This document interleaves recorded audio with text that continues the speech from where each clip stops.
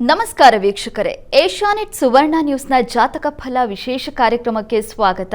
ನಾನು ನಯನ ಶಂಕರ್. ಇವತ್ತು ಸೋಮವಾರ. ಈ ದಿನದ ವಿಶೇಷತೆ ಏನು? ಇವತ್ತು ದ್ವಾದಶ ರಾಶಿಗಳ ಫಲಾಫಲ ಹೇಗಿದೆ? ಹಾಗೆ ನೀವು ಕಳಿಸಿರುವಂಥ ಸಂದೇಶಗಳಿಗೆ ಪರಿಹಾರವನ್ನು ನೋಡೋಣ. ಇದೀಗ ನಮ್ಮ ಜೊತೆ ಖ್ಯಾತ ಜ್ಯೋತಿಷಿಗಳಾಗಿರುವಂಥ ಶ್ರೀಕಂಠ ಶಾಸ್ತ್ರಿಗಳಿದ್ದಾರೆ. ಬನ್ನಿ ಅವರನ್ನ ಕಾರ್ಯಕ್ರಮಕ್ಕೆ ಸ್ವಾಗತಿಸೋಣ. ಶಾಸ್ತ್ರಿಗಳೇ, ಕಾರ್ಯಕ್ರಮಕ್ಕೆ ಸ್ವಾಗತ. ನಮಸ್ಕಾರ. ಶಾಸ್ತ್ರಿಗಳೇ, ಇವತ್ತು ಸೋಮವಾರ. ಈ ದಿನದ ವಿಶೇಷತೆ ತಿಳಿಸೋದಾದ್ರೆ? ಶ್ರೀ ಗುರುಭ್ಯೋ ನಮಃ. ಹರಿ ಓಂ. ಮೂರ್ತಿತ್ವೇ ಪರಿಕಲ್ಪಿತ ಶಶಿಭೃತೌ ವರ್ತ್ಮಾ ಪುನರ್ಜನ್ಮನ ಮಾತ್ಮೇತ್ಯಾತ್ಮವಿದಾಂ ಕೃತಶ್ಚ ಯಜತಾಂ ಭರ್ತ ಅಮರ ಜ್ಯೋತಿಷಾಂ ಲೋಕಾನಾಂ ಪ್ರಳಯೋದ್ಭವ ಸ್ಥಿತಿ ವಿಪಶ್ಚಾನೇಕಧಾಯ ಶ್ರಿತೌ ವಾಚನ್ನ ಸದದಾತ್ವನೇಕ ಕಿರಣ ತ್ರೈಲೋಕ್ಯ ದೀಪೋ ರವಿ. ಸಮಸ್ತ ವೀಕ್ಷಕರಿಗೆ ಶುಭೋದಯ, ಶುಭ ಬೆಳಗು. ಈ ದಿನದ ಸಂದೇಶಗಳನ್ನು ಪರಿಶೀಲಿಸುವ ಪೂರ್ವದಲ್ಲಿ ಹೊತ್ತಿನ ಪಂಚಾಂಗವನ್ನು ಗಮನಿಸಿಕೊಳ್ಳೋಣ. ಶ್ರೀ ಪರಾಭವನಾಮ ಸಂವತ್ಸರ ಉತ್ತರಾಯಣ ವಸಂತ ಋತು ಚೈತ್ರ ಮಾಸ ಕೃಷ್ಣ ಪಕ್ಷವಾಗಿದೆ. ಈ ದಿವಸ ಸೋಮವಾರವಾಗಿರತಕ್ಕಂಥದ್ದು. ಚತುರ್ಥಿ ತಿಥಿ, ಅನುರಾಧ ನಕ್ಷತ್ರ. ಈ ದಿವಸ ಸೋಮವಾರವಾಗಿದೆ. ತುಂಬ ಉತ್ತಮ ವಾರ. ವಾರಗಳಲ್ಲಿ ಶ್ರೇಷ್ಠ ವಾರ ಯಾವುದು ಅಂತಂದರೆ ಪ್ರತಿ ವಾರವೂ ಶ್ರೇಷ್ಠವೇ. ನಮ್ಮ ಮನಸ್ಸಿನಲ್ಲಿ ಕೂತಿದೆ ಸೋಮವಾರ ಈಶ್ವರನ ವಾರ, ಹೀಗಾಗಿ ಶ್ರೇಷ್ಠ. ಬುಧವಾರ ಶಾಸ್ತ್ರಗಳಲ್ಲೇ ಯಾವುದು ಒಳ್ಳೆಯ ಮುಹೂರ್ತಕ್ಕೆ ವಾರ ಯಾವುದು ಅಂತಂದರೆ ಸೋಮವಾರ, ಬುಧವಾರ, ಗುರುವಾರ, ಶುಕ್ರವಾರ ಈ ವಾರಗಳನ್ನು ಶ್ರೇಷ್ಠ ಅಂತ ಪರಿಗಣಿಸಿದೆ. ಕಾರಣ ಏನಪ್ಪ ಅಂತಂದರೆ ಶುಭಗ್ರಹಗಳ ವಾರ ಅದು ಅಂತ. ಚಂದ್ರ ತುಂಬ ಅತ್ಯಂತ ಶುಭಪ್ರದವಾದ ಗ್ರಹ. ಹಾಗಾಗಿಯೇ ಸೋಮವಾರಕ್ಕೆ ಚಂದ್ರನ ವಾರ ಅಂತ ಕರೀತಕ್ಕಂಥದ್ದು. ಇಂತಹ ವಾರದಲ್ಲಿ ಚಂದ್ರ ಮಾತೃವಾತ್ಸಲ್ಯವನ್ನು ಪ್ರಕಟ ಮಾಡ್ತಕ್ಕಂಥವನಲ್ವ. ಅಷ್ಟಲ್ಲದೆ ನಮ್ಮ ಮಳೆ ಬೆಳೆಗೆ, ಸಸ್ಯ ಸಮೃದ್ಧಿಗಳಿಗೆ, ನೀರಿಗೆ, ಸ್ತ್ರೀಯರಿಗೆ ಎಲ್ಲದರಲ್ಲೂ ಅವನ ಅಂಶ ಇದೆ, ಉತ್ಕೃಷ್ಟವಾದ ಅಂಶ ಇದೆ. ಹೀಗಾಗಿ ಸೋಮವಾರ ಅತ್ಯಂತ ಶ್ರೇಷ್ಠವಾರ. ಅದು ಶುಭಗ್ರಹ ಸೋಮ ಅಂದರೆ ಚಂದ್ರ. ಈ ಕಾರಣಕ್ಕೆ ಈ ದಿವಸ ನಾವು ಆ ಚಂದ್ರಶೇಖರನ ಆರಾಧನೆಯನ್ನು ಮಾಡ್ತೀವಿ. ನಾವು ಭಗವಂತನ ಆರಾಧನೆಯನ್ನು, ನೀವು ಯಾವುದು ಆರಾಧನೆ ಪ್ರತಿ ದಿವಸ ಶಿವನ ಆರಾಧನೆ ಮಾಡಬಾರ್ದು ಅಂದರೆ ಪ್ರತಿ ದಿವಸ ಶಿವನ ಆರಾಧನೆ ಮಾಡಿ, ಪ್ರತಿ ದಿವಸ ವಿಷ್ಣುವಿನ ಆರಾಧನೆ ಮಾಡಿ, ತೊಂದರೆ ಇಲ್ಲ. ಚಂದ್ರನ ವಾರ ದಿವಸ ಚಂದ್ರನ ಪ್ರಾರ್ಥನೆಯನ್ನೇ ಮಾಡಿ, ತೊಂದರೆ ಇಲ್ಲ. ಎಲ್ಲ ಕಡೆಯೂ ಭಗವಂತನನ್ನು ಕಾಣಲಿಕ್ಕೆ ಸಾಧ್ಯತೆ ಇದೆ ನಮಗೆ. ಆದರೆ ತನ್ಮೂಲಕ ನಮ್ಮ ಉನ್ನತಿಯನ್ನು ನಾವು ಮಾಡಿಕೊಳ್ಬೇಕಾಗತ್ತೆ. ಭಗವದ್ ಆರಾಧನೆ ಅಂತಕ್ಕಂಥದ್ದು ಆರಾಧನೆ ಮಾತ್ರ ಶ್ರೇಷ್ಠವಾಗಿದ್ದರೆ ಒಳ್ಳೆಯ ವಾರದಲ್ಲಿ ಒಳ್ಳೆಯ ದೇವರಿಗೆ ಒಳ್ಳೆಯ ಹೂವಿನಲ್ಲಿ ಮಾಡೋದು ಆರಾಧನೆ ಅಂತ ಅಂದ್ಕೊಂಡ್ಬಿಟ್ಟಿದ್ದೀವಿ. ನಮ್ಮ ಜೀವನ ಬದುಕು ಕೂಡ ಹಾಗೆ ಶುಭವಾರವನ್ನು ಹೇಗೆ ಅರಸ್ತೀವೋ ಆ ರೀತಿಯಲ್ಲಿ ನಮ್ಮ ಬದುಕು ಹಾಗೆ ಶುಭ್ರವಾಗಿರಬೇಕು, ಶುಭವಾಗಿರಬೇಕು. ಇಲ್ಲದೇ ಇದ್ದರೆ ದೇವರು ಹೇಗೆ ಮೆಚ್ತಾನೆ? ಇದನ್ನು, ಈ ಸೂಕ್ಷ್ಮತೆಯನ್ನು ಹಾಸು ಬೀಸುವಂಥ ಒಂದು ಪುಸ್ತಕ. ಶತಾವಧಾನಿಗಳು ಆರ್ ಗಣೇಶ್ ಅವರು ಬಹುಶ್ರುತ ವಿದ್ವಾಂಸರು. ಅವರು ಅದರಲ್ಲಿ ಒಂದು ಆರ್ಟಿಕಲ್ ಇದೆ. ಹಲವು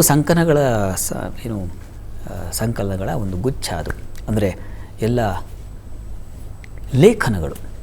ಅದರಲ್ಲಿ ಒಂದು ದೇವರ ಬಗ್ಗೆ, ಅಥಾತೋ ಬ್ರಹ್ಮ ಜಿಜ್ಞಾಸ ಅಂತ ಬ್ರಹ್ಮಸೂತ್ರಗಳಲ್ಲಿ ನಾವು ಕಾಣ್ತೀವಲ್ಲ, ಆ ರೀತಿಯಲ್ಲಿ ಅಥಾತೋ ದೇವ ಜಿಜ್ಞಾಸ ಅಂತ ಒಂದು ದೇವರ ಬಗ್ಗೆ ಒಂದು ಜಿಜ್ಞಾಸೆ ಅಂತ ಬರೆದಿದ್ದಾರೆ. ಅದರಲ್ಲಿ ಹಾಗೆ ಅವರು ತಾವು ಕಂಡುಕೊಂಡ ಒಂದು ಅಂಶವನ್ನು ಹೇಳ್ತಾರೆ. ತುಂಬ ಚೆನ್ನಾಗಿದೆ, ಉತ್ಕೃಷ್ಟವಾಗಿದೆ, ಹಾಗಿರಬೇಕು. ಅಲ್ಲಿ ಹೇಳ್ತಾರೆ, ನಮ್ಮ ಬದುಕು ನಿಕೃಷ್ಟವಾಗಿದ್ದು ನಮ್ಮ ಭಗವಂತ ಉತ್ಕೃಷ್ಟವಾಗಿರೋದಕ್ಕೆ ಹೇಗೆ ಸಾಧ್ಯ?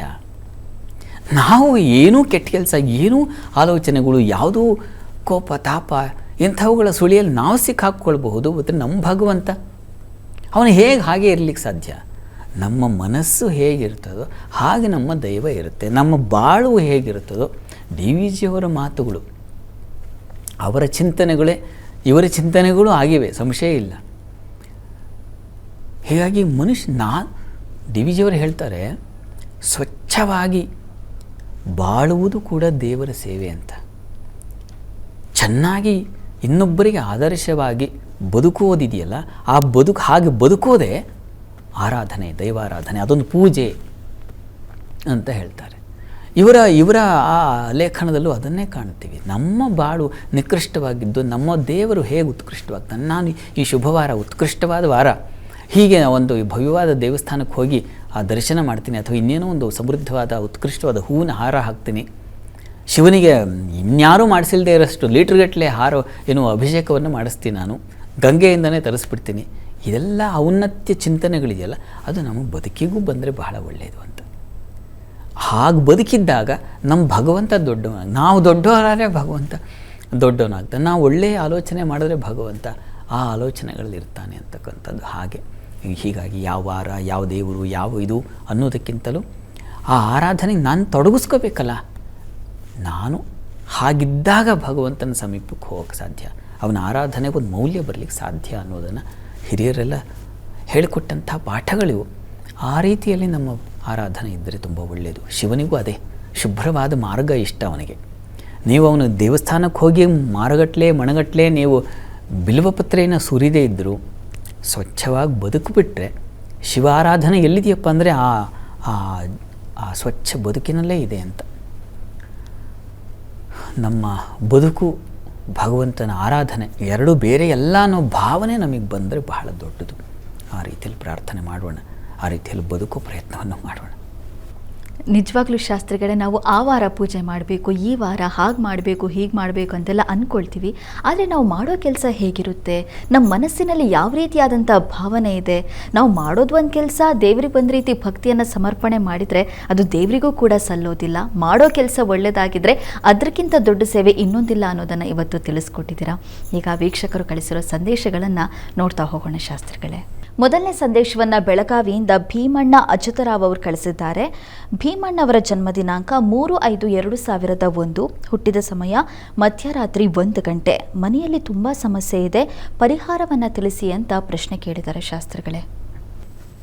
ಭೀಮಣ್ಣ ಅಚ್ಯುತರಾವ್ ಅವರ ಪ್ರಶ್ನೆ, ಮನೇಲಿ ಕಷ್ಟ ಇದೆ ಪಾಪ ಅಂತ ಹೇಳಿದ್ದಾರೆ. ಹೌದು ಶಾಸ್ತ್ರಿಗಳೇ. ಜಾತಕ ನೋಡೋಣ. ನೋಡಿ, ಇದು ಮಕರ ಲಗ್ನವಾಗಿದೆ. ಲಗ್ನದಿಂದ ಜೀವನ ಸ್ಥಾನದ ಅಧಿಪತಿ ಶುಕ್ರನಾಗಿದ್ದಾನೆ. ಶುಕ್ರ ಉಚ್ಚ ಸ್ಥಾನದಲ್ಲಿದ್ದಾನೆ. ಆತಂಕ ಮಾಡ್ಕೋಬೇಡಿ. ಪ್ರಸ್ತುತ ನಿಮಗೆ ಚಂದ್ರದಶೆಯಲ್ಲಿ ಈಗ ನಡೀತಾ ಇರತಕ್ಕಂಥದ್ದು ಗುರುವಿನ ಒಂದು ಭಕ್ತಿ ನಡೀತಾ ಇದೆ. ನೋಡಿ, ಗುರು ನಿಮ್ಮ ಜಾತಕದಲ್ಲಿ ಶನಿಯುಕ್ತನಾಗಿದ್ದಾನೆ, ವ್ಯಯಾಧಿಪತಿಯವರು, ಮತ್ತು ಚಂದ್ರ ಅಷ್ಟಮದಲ್ಲಿದ್ದಾನೆ. ಕಾಲ ಸ್ವಲ್ಪ ತೊಡಕಾಗಿದೆ. ಹೀಗಾಗಿ ನಿಮಗೆ ಸ್ವಲ್ಪ ಸಮಸ್ಯೆಗಳು ಉಂಟಾಗ್ತಾ ಇದೆ.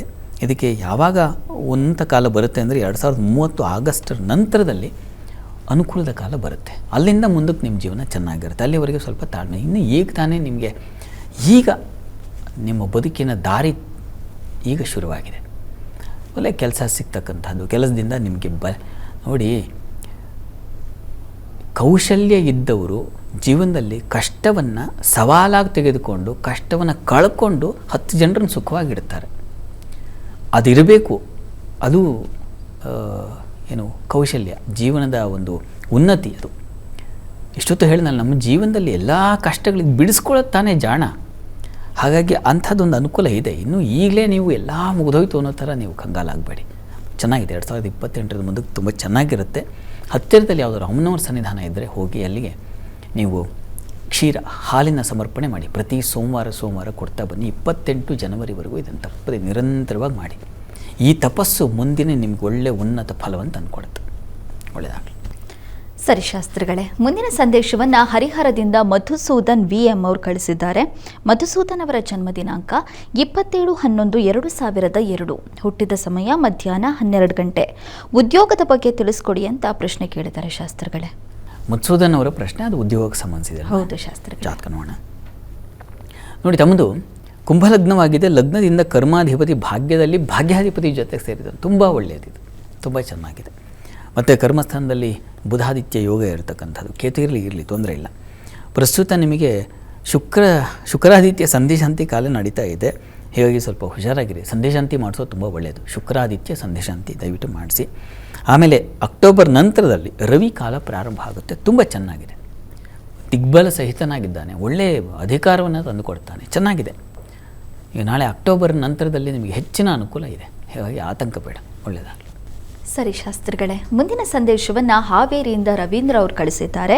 ರವೀಂದ್ರ ಅವರ ಜನ್ಮ ದಿನಾಂಕ 6/5/2001, ಹುಟ್ಟಿದ ಸಮಯ ರಾತ್ರಿ 9 ಗಂಟೆ 3 ನಿಮಿಷ. ಸರ್ಕಾರಿ ಉದ್ಯೋಗ ಸಿಗುತ್ತಾ ತಿಳಿಸ್ಕೊಡಿ ಅಂತ ಪ್ರಶ್ನೆ ಕೇಳಿದ್ದಾರೆ ಶಾಸ್ತ್ರಿಗಳೇ. ರವೀಂದ್ರ ಅವರ ಪ್ರಶ್ನೆ ಸರ್ಕಾರಿ ಉದ್ಯೋಗದ ಬಗ್ಗೆ ಕೇಳಿದ್ದಾರೆ. ಹೌದು ಶಾಸ್ತ್ರಿಗಳೇ. ಜಾತಕ ನೋಡೋಣ. ನೋಡಿ, ತಮ್ಮದು ವೃಶ್ಚಿಕ ಲಗ್ನವಾಗಿದೆ.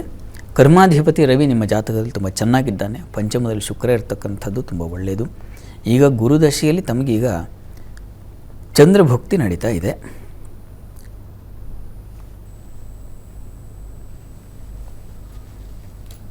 ಚಂದ್ರ ಭಾಗ್ಯಾಧಿಪತಿ ಆದರೆ ವ್ಯಯದಲ್ಲಿದ್ದಾನೆ, ಇದು ತೊಡಕು. ಹೀಗಾಗಿ ಉದ್ಯೋಗ ಸಿಕ್ಕೇ ಬಿಡುತ್ತೆ ಅಂತ ನಾನು ಹೇಳಲಾರೆ. ಈಗ ನಿಮಗೆ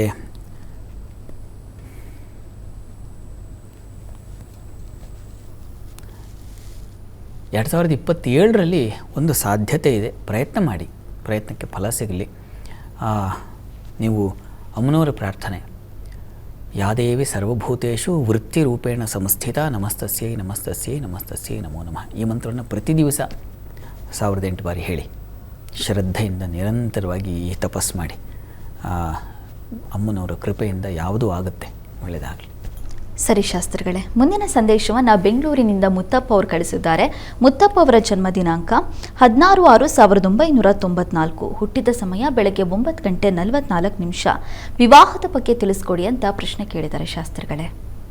ಮುತ್ತಪ್ಪ ಅವರ ಪ್ರಶ್ನೆ ವಿವಾಹದ ಬಗ್ಗೆ ಇದೆ ಅಲ್ವಾ? ಹೌದು ಶಾಸ್ತ್ರಿಗಳೇ. ಜಾತಕ ನೋಡೋಣ. ನೋಡಿ, ಇದು ಕರ್ಕಟಕ ಲಗ್ನವಾಗಿದೆ ತಮ್ಮದು. ಕರ್ಮಾಧಿಪತಿ ಕರ್ಮಸ್ಥಾನದಲ್ಲಿದ್ದರೆ ಸರ್ವಕರ್ಮ ಪಟು ಸುಖಿ ಅಂತ. ಹೀಗಾಗಿ ಕಾರ್ಯಗಳಲ್ಲಿ ಒಂದು ಕೌಶಲ್ಯ ಬರುತ್ತೆ ಅಂತ, ಚೆನ್ನಾಗಿದೆ. ಮತ್ತು ಧನಸ್ಥಾನದಲ್ಲಿ ಚಂದ್ರ ಇರೋದು ತುಂಬ ಒಳ್ಳೆಯದು, ಲಗ್ನಾಧಿಪತಿ. ರಾಹು ದಶೆಯಲ್ಲಿ ಈಗ ತಮಗೆ ರಾಹು ಭುಕ್ತಿ ಕಳೆದು ಇನ್ನು 8ನೇ ತಾರೀಕು ಅಂತಂದರೆ ಹೆಚ್ಚು ದೂರ ಇಲ್ಲ, ನಾಡದ್ದೇ ಅದು ಮುಗಿದು ಹೋಗಿ ಗುರು ಪ್ರಾರಂಭವಾಗುತ್ತೆ. ಗುರು ನಿಮ್ಮ ಜಾತಕದಲ್ಲಿ ಚೆನ್ನಾಗಿದೆ, ಚತುರ್ಥದಲ್ಲಿ ತೊಂದರೆ ಇಲ್ಲ, ಚೆನ್ನಾಗಿದೆ. ವೃತ್ತಿಯಲ್ಲಿ ಅನುಕೂಲದ ವಾತಾವರಣ ಇತ್ಯಾದಿ ಕಾಣ್ತೀರಾ. ಕರ್ಮಾಧಿಪತಿ ಚೆನ್ನಾಗಿದ್ದಾಗ ವೃತ್ತಿಯಲ್ಲಿ ಚೆನ್ನಾಗಿರ್ತೀರ, ಯೋಚನೆ ಮಾಡೋ ಅವಶ್ಯಕತೆ ಇಲ್ಲ. ಆದರೆ ಗುರುಚಾಂಡಾಲ ದೋಷ ಇದೆ. ಹೀಗಾಗಿ ಗುರು ಸನ್ನಿಧಾನಕ್ಕೆ ನೀವು ಗುರುವಾರ ಒಂದು ಸೇವೆ ಮಾಡಿಸಿ. ಗುರು ದರ್ಶನ ಮಾಡೋದೇ ಬಹಳ ಮುಖ್ಯ. ಇದನ್ನು ಪ್ರತಿ ಗುರುವಾರ ಮಾಡೋದು ತುಂಬ ಒಳ್ಳೆಯದು. ಗುರುಸ್ಮರಣೆ, ಗುರುಭಕ್ತಿ ಇರಲಿ, ಒಳ್ಳೆಯದಾಗಲಿ. ಸರಿ ಶಾಸ್ತ್ರಿಗಳೇ, ಮುಂದಿನ ಸಂದೇಶವನ್ನು ಮಹಾರಾಷ್ಟ್ರದಿಂದ ಸಚಿನ್ ಅವರು ಕಳಿಸಿದ್ದಾರೆ. ಸಚಿನ್ ಅವರ ಜನ್ಮ ದಿನಾಂಕ 16/10/1999, ಹುಟ್ಟಿದ ಸಮಯ ಬೆಳಗ್ಗೆ 9:25. ಹೆಚ್ಚು ಕೋಪ ಇದೆ, ಪರಿಹಾರವನ್ನು ತಿಳಿಸಿ. ಜೊತೆಗೆ ಮದುವೆ ಹಾಗೂ ಉದ್ಯೋಗ ಸಿಗುತ್ತಾ ತಿಳಿಸ್ಕೊಡಿ ಅಂತ ಪ್ರಶ್ನೆ ಕೇಳಿದ್ದಾರೆ ಶಾಸ್ತ್ರಿಗಳೇ. ಸಚಿನ್ ಅವರ ಪ್ರಶ್ನೆ ಉದ್ಯೋಗ ಮತ್ತು ವಿವಾಹದ ಬಗ್ಗೆ ಪ್ರಧಾನವಾಗಿದೆ ಅಲ್ವಾ? ಹೌದು ಶಾಸ್ತ್ರಿಗಳೇ. ಜೊತೆ ಕೋಪನೂ ಇದೆ. ಜಾತಕವನ್ನು ಪರಿಶೀಲಿಸಿದ್ರೆ ಇದು ವೃಶ್ಚಿಕ ಲಗ್ನವಾಗಿದೆ. ಲಗ್ನದಿಂದ ದ್ವಿತೀಯಲ್ಲಿ ಕುಜ ಇದ್ದಾಗ ಹಾಗೆ ಕೋಪ ಸಡನ್ನಾಗಿ ಬರುತ್ತೆ, ಹೊರಟು ಮಾತು ಬರುತ್ತೆ, ಸಹಜ. ಉದ್ಯೋಗದ ಅಧಿಪತಿ ರವಿ ಲಾಭದಲ್ಲಿದ್ದಾನೆ, ತುಂಬ ಒಳ್ಳೆಯದು ಇದು. ಆದರೆ ವ್ಯಯಾಧಿಪತಿ ಶುಕ್ರನೂ ಸೇರಿದ್ದಾನೆ, ಅದು ಸ್ವಲ್ಪ ತೊಡಕು. ಒಂದು ಪ್ಲಸ್ ಇದೆ, ಒಂದು ಮೈನಸ್ ಇದೆ.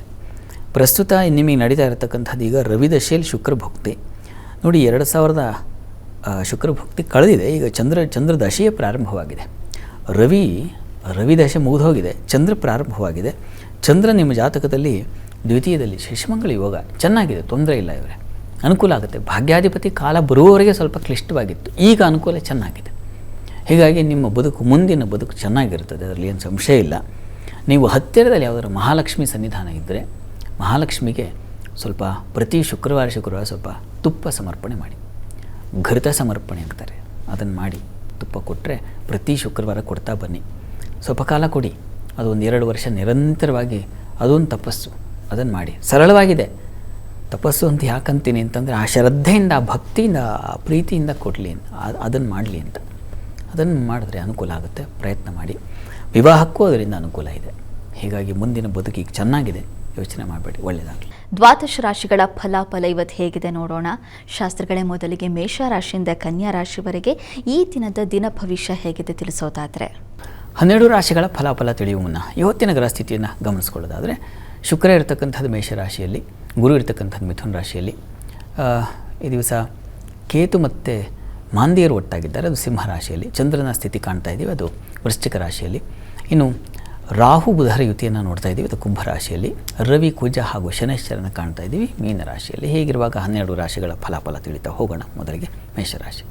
ಮೇಷರಾಶಿಯವರಿಗೆ ಈ ದಿವಸ ಬೌದ್ಧಿಕವಾಗಿ ಸ್ವಲ್ಪ ಮಂಕುತನ ಬರುತ್ತೆ, ಆಲೋಚನಾ ಶಕ್ತಿ ಕಳ್ಕೊಳ್ಳೋದು, ಇನ್ಯಾವುದೋ ಗೊತ್ತಿಲ್ಲದೆ ಇರತಕ್ಕಂಥ ವ್ಯೂಹಗಳಿಗೆ ಸಿಕ್ಕಾಕೊಂಡ್ಬಿಡ್ತೀರ. ಯಾವುದೋ ಶ್ಯೂರಿಟಿ ಹಾಕಿಬಿಟ್ಟೆ, ಇನ್ಯಾರಿಗೋ ಪ್ರಾಮಿಸ್ ಮಾಡಿಬಿಟ್ಟೆ, ಇನ್ಯಾವುದೋ ಒಪ್ಕೊಂಡ್ಬಿಟ್ಟೆ, ನಿಮಗೆ ಪಾಪ ಆಗಲ್ಲ, ಅಂಥದ್ದನ್ನೆಲ್ಲ ಒಪ್ಕೊಂಡು ತೊಂದರೆ ಪಡೋ ಸಾಧ್ಯತೆಗಳನ್ನು ಸೂಚಿಸ್ತಾ ಇದೆ. ಈಗ ಆಲೋಚಿಸಿ ಸ್ವಲ್ಪ ಚೆನ್ನಾಗಿ. ಹಿರಿಯರ ಸಲಹೆ ತಗೊಳ್ಳೋದು ಒಳ್ಳೆಯದು. ಈ ದಿವಸ ಹೆಣ್ಣುಮಕ್ಕಳಿಗೆ ಸ್ವಲ್ಪ ಸಂಕಟ, ವ್ಯಥೆ, ಆರೋಗ್ಯವೂ ವ್ಯತ್ಯಾಸ, ಈ ರೀತಿಯ ಒಂದು ಸಾಧ್ಯತೆ ಸೂಚಿಸ್ತಾ ಇದೆ. ಕೆಲಸ ಕಾರ್ಯಗಳಲ್ಲಿ ಸ್ವಲ್ಪ ಮಟ್ಟಿಗಿನ ಶ್ರಮವನ್ನು ಸೂಚಿಸ್ತಾ ಇದೆ.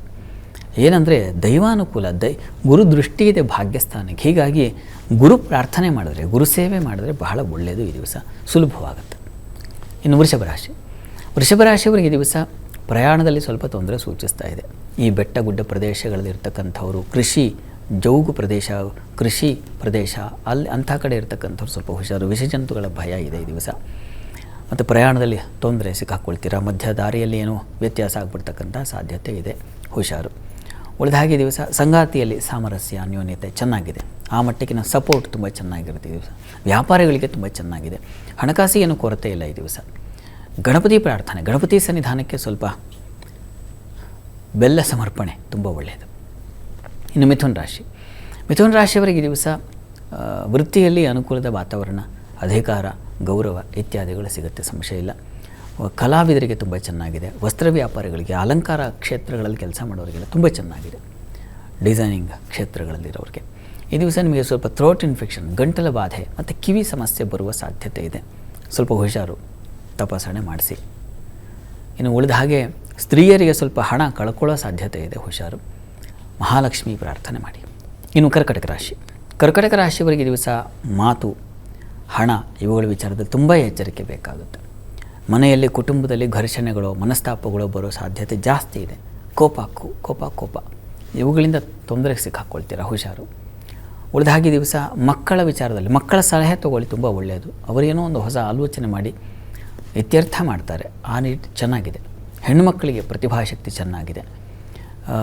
ಮನಸ್ಸು ಸ್ವಲ್ಪ ಮಕ್ಕಳ ಮಾತೋ ಮತ್ತೊಂದೋ ಇವುಗಳಿಂದ ಸ್ವಲ್ಪ ನಿರಾಳವಾಗುತ್ತೆ.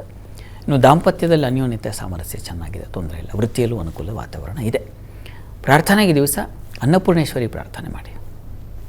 ಇನ್ನು ಸಿಂಹರಾಶಿಯವರಿಗೆ ಸ್ವಲ್ಪ ಆರೋಗ್ಯ ವ್ಯತ್ಯಾಸ ಸೂಚಿಸ್ತಾ ಇದೆ. ಮುಖ್ಯವಾಗಿ ಶಿರೋಬಾಧೆ, ತಲೆ ಸಂಬಂಧಿಸಿರತಕ್ಕಂಥ ತೊಂದರೆ, ತುಂಬ ಟೆನ್ಷನ್ನು, ಒತ್ತಡ ಇವುಗಳು ಸೂಚಿಸ್ತಾ ಇದೆ. ಧ್ಯಾನ ಮಾಡಿ. 20 ನಿಮಿಷ ನಿರಂತರವಾಗಿ ಧ್ಯಾನ ತುಂಬ ಒಳ್ಳೆಯದು. ಈ ದಿವಸ ಸ್ನೇಹಿತರ ಸಹಕಾರ ಚೆನ್ನಾಗಿರ್ತದೆ. ಸ್ನೇಹಿತರ ಜೊತೆಗಿನ ಒಡನಾಟವೇ ನಿಮಗೆ ಸ್ವಲ್ಪ ಹಿತವಾಗಿಟ್ಟಿರುತ್ತೆ. ಮತ್ತು ಈ ದಿವಸ ಪ್ರಯಾಣ ಸೌಖ್ಯಕರವಾಗಿದೆ. ಕೃಷಿಕರಿಗೆ ತುಂಬ ಚೆನ್ನಾಗಿದೆ. ದಿನಸಿ ವ್ಯಾಪಾರಿಗಳಿಗೆ ತುಂಬ ಚೆನ್ನಾಗಿದೆ. ಲಾಭವೂ ಇದೆ, ಇಲ್ಲ ಅಂತಲ್ಲ. ಆರೋಗ್ಯ ಮಟ್ಟಿಗೆ ಈ ದಿವಸ ನೀವು ತಪ್ಪದೆ ಶಿವಸನ್ನಿಧಾನದಲ್ಲಿ ಅಭಿಷೇಕ ಮಾಡಿಸಿ. ಇನ್ನು ಕನ್ಯಾ ರಾಶಿಯವರಿಗೆ ವೃತ್ತಿಯಲ್ಲಿ ಬಹಳ ವಿಶೇಷವಾದ ಅನುಕೂಲ ಇದೆ. ಧೈರ್ಯೋತ್ಸಾಹಗಳು ಚೆನ್ನಾಗಿದ್ದಾವೆ ಈ ದಿವಸ ನಿಮಗೆ ಸ್ನೇಹಿತರ, ಬಂಧುಗಳ ಸಹಕಾರ ಚೆನ್ನಾಗಿರ್ತದೆ. ಸ್ವಲ್ಪ ವ್ಯಯವೂ ಇದೆ. ಅಲೆದಾಟ ವ್ಯಯವನ್ನು ಸೂಚಿಸ್ತಾ ಇದೆ. ಕಣ್ಣಿಗೆ ತೊಂದರೆ ಮಾಡಿಕೊಳ್ಳೋ ಲಕ್ಷಣ ಇದೆ, ಹುಷಾರು. ಪ್ರಾರ್ಥನೆಗೆ ದಿವಸ ನೀವು ಶಿವಕವಚ ಹೇಳ್ಕೊಳ್ಳೋದು ತುಂಬ ಒಳ್ಳೆಯದು. ಇನ್ನು ತುಲಾರಾಶಿಯವರಿಗೆ ಕುಟುಂಬ ಸೌಖ್ಯ ತುಂಬ ಚೆನ್ನಾಗಿದೆ. ಮನೆಯಲ್ಲಿ ಮಂಗಳಮಯ ವಾತಾವರಣ, ಮನಸ್ಸಿಗೆ ಹಿತವಾದ ವಾತಾವರಣ ಉಂಟಾಗುತ್ತೆ. ಮತ್ತು ವೃತ್ತಿಯಲ್ಲೂ ಅನುಕೂಲದ ವಾತಾವರಣ, ಲಾಭ ಚೆನ್ನಾಗಿರ್ತದೆ ಈ ದಿವಸ. ವ್ಯಾಪಾರ ವಹಿವಾಟಿನಲ್ಲಿ ಹೆಚ್ಚಿನ ಲಾಭ ಕಾಣ್ತೀರಾ. ಸಂಗಾತಿಯಲ್ಲೂ ಅನ್ಯೋನ್ಯತೆ, ಸಾಮರಸ್ಯ ಕಾಣ್ತೀರಾ. ಚೆನ್ನಾಗಿದೆ ಈ ದಿವಸ. ಪ್ರಾರ್ಥನೆಗೆ ಇಷ್ಟ ದೇವತಾ ಆರಾಧನೆ ಮಾಡಿ. ವೃಶ್ಚಿಕ ರಾಶಿಯವರಿಗೆ ವೃತ್ತಿಯಲ್ಲಿ ಸ್ವಲ್ಪ ತೊಡಕುಗಳು, ತೊಂದರೆಗಳು ತುಂಬ ಇದೆ. ಕೆಲಸ ಮಾಡಲಿಕ್ಕೆ ಆಗಲಿಲ್ಲಪ್ಪ ಈ ದಿವಸ, ಅಷ್ಟು ವಿಘ್ನಗಳು ಬರ್ತಾಯಿದೆ. ಮತ್ತು ಅಲೆದಾಟವೂ ಆಗುತ್ತೆ. ಕೆಲಸದ ನಿಮಿತ್ತ ಅಲ್ಲಿಗೆ ಓಡಾಡಿ, ಇಲ್ಲಿ ಪರದಾಡಿ, ಇಲ್ಲಿ ಒಂದು ಎಲ್ಲ ಕಡೆಗೂ ಹಾಗೆ ಆಗಿಬಿಡುತ್ತೆ ಈ ದಿವಸ. ಹೀಗಾಗಿ ಎಚ್ಚರಿಕೆ ಬೇಕು. ಗಣಪತಿ ಸನ್ನಿಧಾನಕ್ಕೆ ಹೋಗಿ ಪ್ರಾತಃ ಕಾಲದಲ್ಲಿ ನೀವು ಮುಗಿಸಿ ಈ ದಿವಸ ದಿನಚರಿ ಪ್ರಾರಂಭ ಗಣಪತಿಯಿಂದ ಶುರುವಾದರೆ ಬಹಳ ಒಳ್ಳೆಯದು. ಉಳಿದ ಹಾಗೆ ದೈವಾನುಕೂಲ ಇದೆ. ಆ ಪ್ರಾರ್ಥನೆ ನಿಮಗೆ ಫಲ ತಂದು ಕೊಟ್ಬಿಡುತ್ತೆ ನೋಡಿ. ಈ ದಿವಸ ಉತ್ತಮರ ಸಹಕಾರ, ಉತ್ತಮರ ಒಂದು ಮಾರ್ಗದರ್ಶನ ಸಿಗ್ತಕ್ಕಂಥದ್ದು, ಈ ರೀತಿಯಲ್ಲೆಲ್ಲ ಅನುಕೂಲ ಇದೆ. ಕುಟುಂಬದಲ್ಲಿ ಅನುಕೂಲದ ವಾತಾವರಣ ಸೂಚಿಸುತ್ತೆ, ಚೆನ್ನಾಗಿದೆ. ಪ್ರಾರ್ಥನೆ ಈ ದಿವಸ ಗಣಪತಿ ಪ್ರಾರ್ಥನೆಯನ್ನೇ ಮಾಡಿ. ಧನುರಾಶಿಯವರಿಗೆ ಈ ದಿವಸ ಅತಿಯಾದ ವ್ಯಯ ಸೂಚಿಸ್ತಾ ಇದೆ. ಸ್ತ್ರೀಯರಿಗೆ ಅಲೆದಾಟವನ್ನು ಸೂಚಿಸ್ತಾ ಇದೆ. ಇನ್ನೊಬ್ಬರಿಂದ ಅಪಮಾನಕ್ಕೊಳಗಾಗುವ ಸಾಧ್ಯತೆ ಸೂಚಿಸ್ತಾ ಇದೆ, ಹುಷಾರು. ತಂದೆ ಮಕ್ಕಳದು ಮನಸ್ತಾಪಗಳು, ಭಿನ್ನಾಭಿಪ್ರಾಯಗಳು ಬಂದುಬಿಡುತ್ತೆ. ವೃತ್ತಿಯಲ್ಲಿ ತೊಡಕು, ಕಹಿ ವಾತಾವರಣ, ವಿಷವರ್ತುಲದಲ್ಲಿ ಸಿಕ್ಕಾಕ್ಕೊಂಡಿದ್ದೀನಿ ಏನೋ ಅನ್ನೋ ಭಾವನೆ ಬರುತ್ತೆ. ಈ ರೀತಿಯ ತೊಡಕುಗಳೆಲ್ಲ ನಿಮ್ಮನ್ನು ಬಂಧಿಸುತ್ತೆ ಈ ದಿವಸ. ಸಂಗಾತಿಯಲ್ಲಿ ಮಾತ್ರ ಸ್ವಲ್ಪ ಸಾಮರಸ್ಯ, ಅನ್ಯೋನ್ಯತೆ, ಪ್ರೀತಿ, ವಿಶ್ವಾಸ ಕಾಣ್ತೀರ. ಕ್ಷೀರ ಸಮರ್ಪಣೆ ಮಾಡಿ ಅಮ್ಮನವರ ಸನ್ನಿಧಾನಕ್ಕೆ. ಇನ್ನು ಮಕರ ರಾಶಿಯವರಿಗೆ ಈ ದಿವಸ ಲಾಭದಾಯಕ ದಿನ. ಸಂಗಾತಿಯಿಂದ ಹೆಚ್ಚಿನ ಅನುಕೂಲ, ಲಾಭ ಕಾಣ್ತೀರಾ. ವ್ಯಾಪಾರಿಗಳಿಗೆ ತುಂಬ ಚೆನ್ನಾಗಿದೆ. ವಸ್ತ್ರ ವ್ಯಾಪಾರಿಗಳಿಗೆ ತುಂಬ ಚೆನ್ನಾಗಿದೆ.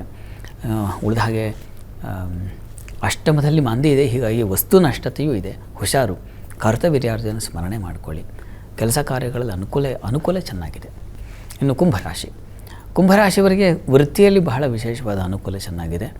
ಮತ್ತು ಹೊಸ ಮಾನ್ಯತೆ, ಹೊಸ ಅವಕಾಶ ಅಥವಾ ಇನ್ಯಾವುದೋ ಒಂದು ಹೊಸ ಪ್ರಯತ್ನಗಳಿಗೆ ವಿಶೇಷವಾದ ಫಲ ಚೆನ್ನಾಗಿದೆ. ಚಂದ್ರ ಚೆನ್ನಾಗಿದ್ದಾನೆ, ಹೀಗಾಗಿ ಇನ್ನು ನಿಮ್ಮ ರಾಶಿಯಿಂದ ಸಪ್ತಮದಲ್ಲಿ ಮಾಂದ್ಯ ಇದ್ದರೆ ಸಂಗಾತಿಯಲ್ಲಿ ಕಲಹ, ರಗಳೆ, ಘರ್ಷಣೆ, ವಿದೇಶ ಪ್ರಯಾಣ ಇದ್ದರೆ ಅಲ್ಲೇನೋ ತೊಂದರೆಗಳು, ಹಿನ್ನಡೆ ಬರ್ತಕ್ಕಂಥದ್ದು, ವ್ಯಾಪಾರಿಗಳಿಗೆ ತೊಂದರೆ, ಮೋಸ ಸಾಧ್ಯತೆ ಇದನ್ನು ಸೂಚಿಸ್ತಾ ಇದೆ. ಹುಷಾರು.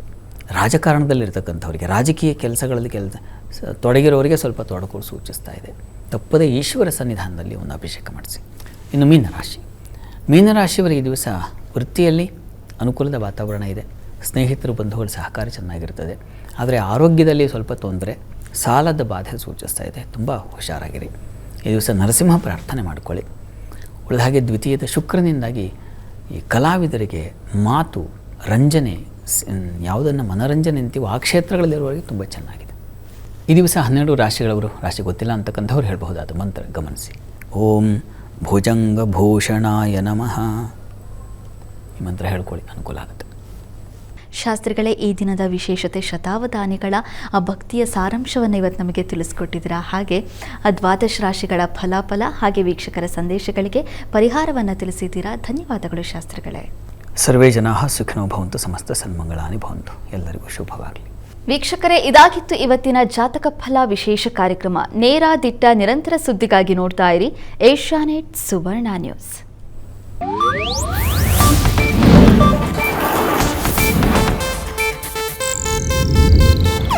ಇದು ಏಷ್ಯಾನೆಟ್ ನ್ಯೂಸ್ ನೆಟ್ವರ್ಕ್ ಪ್ರಸ್ತುತಿ.